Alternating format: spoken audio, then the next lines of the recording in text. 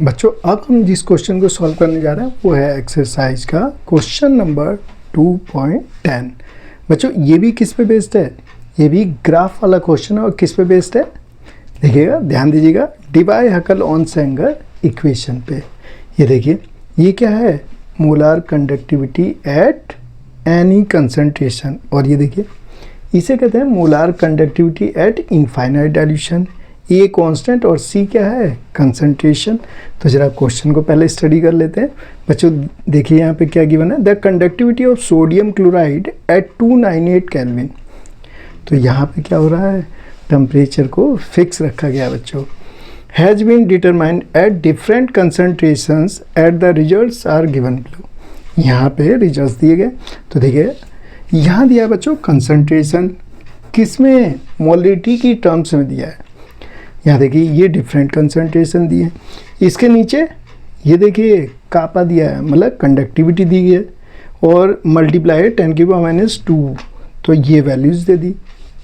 अब देखिए इसमें पूछा क्या जा रहा है, कैलकुलेट, ये देखिए molar conductivity for all concentrations. तो पहले तो हमें मोलार कंडक्टिविटी निकालना होगा डिफरेंट कंसंट्रेशन पे। उसके बाद ड्रॉ अ प्लॉट बिटवीन, ये देखिए molar conductivity at different concentration and C half. तो ये देखिए ये इसी पे बेस्ड है बच्चों। Find the value of molar conductivity at infinite dilution. तो सबसे पहले क्या निकाला जाए, पहले निकालना पड़ेगा हमें molar conductivity at different concentration. तो आइए निकालते हैं। तो इसके लिए कापा का जो फार्मूला होता है वो क्या लगाओगे, molar conductivity in terms of kappa. ये होगा बच्चों कापा इंटू 1000 ओवर मोलरिटी। तो मोलरिटी ये दे रखी है डिफरेंट कंसंट्रेशन पे। और एक बात ध्यान रखना बच्चों, क्या ध्यान दीजिएगा, बहुत ही मोस्ट इम्पोर्टेंट बात है।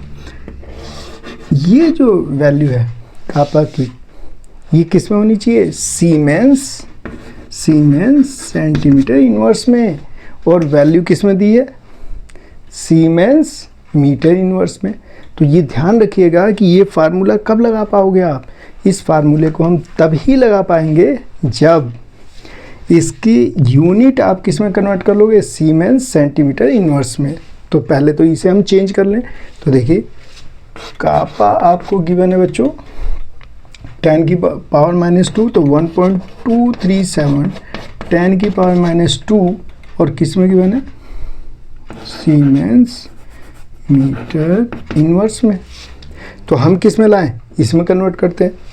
तो देखिए 1.237 10⁻², और इसे हम ले सकते हैं 100 से डिवाइड करेंगे तो सीमेंस सेंटीमीटर इनवर्स। समझ गए बच्चों, 100 से क्यों डिवाइड किया, समझ में आया, हमने सेंटीमीटर में कन्वर्ट किया। तो ये आ गया 1.237 10⁻⁴ सीमेंस सेंटीमीटर इनवर्स। तो ऐसा हम बार बार नहीं करेंगे बच्चों। अब मुझे पता चल गया कि अब सीमेंस सेंटीमीटर इनवर्स के लिए यहाँ 10⁻⁴ की मल्टीप्लाई, यहाँ भी 10⁻⁴ की मल्टीप्लाई कर लेंगे। यहाँ पे रखेंगे 1.237 10⁻⁴, ये हो गया 10⁻3, और ये कितनी कंसंट्रेशन पे निकालने हैं, 0.001, और इसे लिख सकता हूँ 1 × 10⁻3।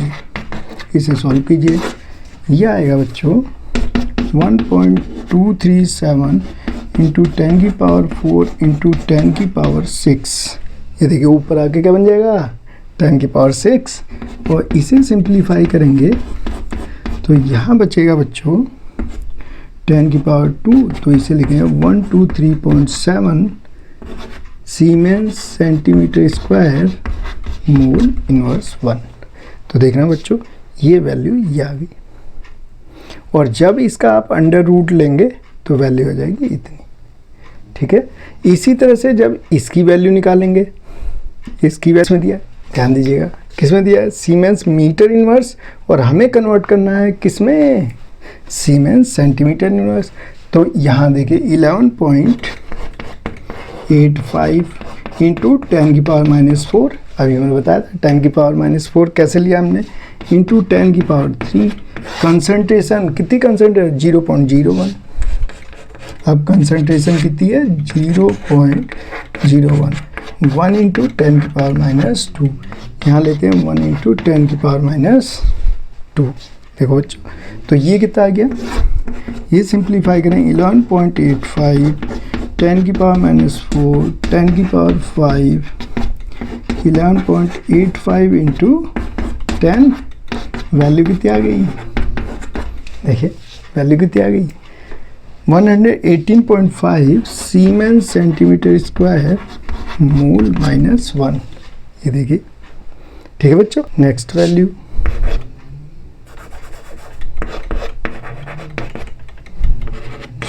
थर्ड में देखिए 0.02, तो इसे हम लिख सकते हैं 0.02 को लिख सकते हैं 2 इंटू 10 की पावर -2।